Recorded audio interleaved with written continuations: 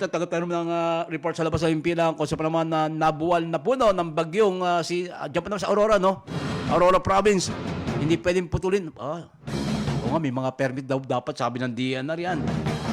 Alamin natin ang balita na yan, ha? Narito ang balita ni Romel Roque.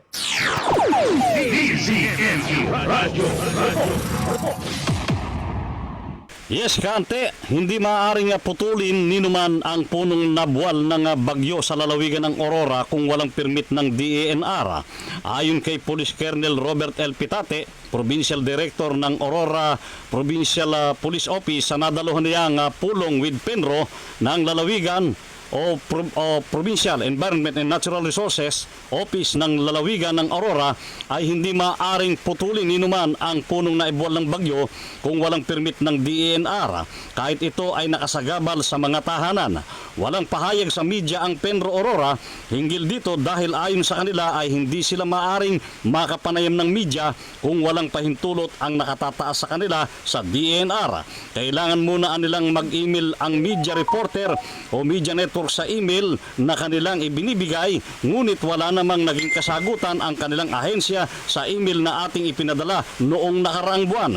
Ayon sa ilang concerned citizens na ating nakapanayam, ay marami pa rin nakakapagbiyahe ng kahoy mula sa Aurora na hindi tiyak kung kumpleto ng papeles mula sa Penro Aurora.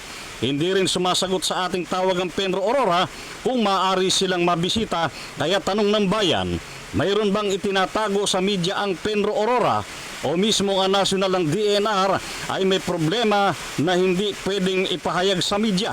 Huwag anilang matulad ito sa sistema ng DPWH, nagtatanong lang po ang taong bayan. Sa kasalukuyan, ang mga naibuwal na puno ng mga nagdaang bagyo ay nasa jurisdiction pa rin ng Penro kung ano ang gagawin sa mga kahoy o kung saan ba ito dinadala, nabubulok lang ba ito sa kanilang compound o pwede kayong pakinabangan o pinakikinabangan na ng iba, paano? At sa kasalukuyan din ay malakas ngayon ang bagyo rito kasamang ante at nag-aabang tayo ng baka may mabuwal na puno. Mula sa lalawigan ng Aurora, with Henry Mendoza, ako si Romel Roque, nag-uulat sa Target on Air ng DCME 1530, ang Radyo TV. DCME Radyo. Maraming salamat kay Romel Roque. Ingat dyan, ingat. May bagyo tayo.